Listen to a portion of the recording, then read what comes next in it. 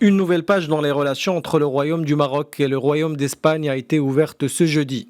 Lors de sa visite officielle au Royaume, le président du gouvernement espagnol Pedro Sánchez et le souverain se sont entretenus et mis d'accord sur l'établissement d'une feuille de route durable et ambitieuse. Dans une déclaration conjointe adoptée au terme des discussions, l'Espagne reconnaît l'importance de la question du Sahara pour le Maroc, ainsi que les efforts sérieux et crédibles du Maroc dans le cadre des Nations Unies pour trouver une solution mutuellement acceptable. À ce titre, l'Espagne considère l'initiative marocaine d'autonomie présentée en 2007 comme la base la plus sérieuse, réaliste et crédible pour la résolution de ce différend. Les deux parties ont convenu de traiter des sujets d'intérêt commun dans un esprit de confiance et de concertation, loin des actes unilatéraux ou des faits accomplis. Il a aussi été question d'établir la pleine normalisation de la circulation des personnes et des marchandises de façon ordonnée, y compris des dispositifs appropriés de contrôle douanier et des personnes au niveau terrestre et maritime. De plus, les deux pays ont décidé de rétablir leurs liaisons maritimes de passagers immédiatement et de façon graduelle jusqu'à l'ouverture de l'ensemble des fréquences. Dans cette même perspective, les préparatifs pour l'opération Paso del Estrecho Marhaba seront entamés.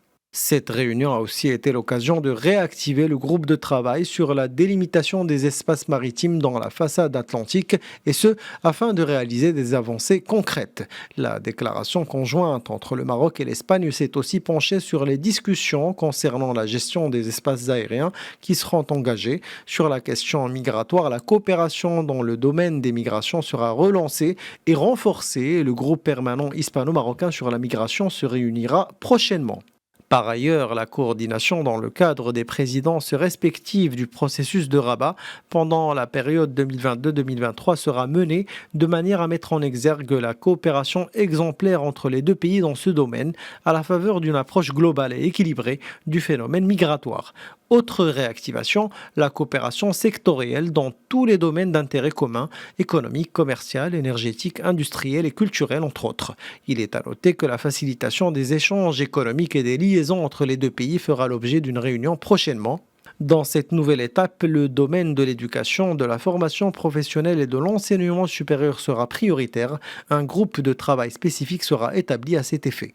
Autre coopération qui sera renforcée, la coopération culturelle. Dans ce cadre, un groupe de travail sectoriel dans le domaine de la culture et des sports sera établi. Un nouvel élan sera imprimé au conseil d'administration de la Fondation des Trois Cultures.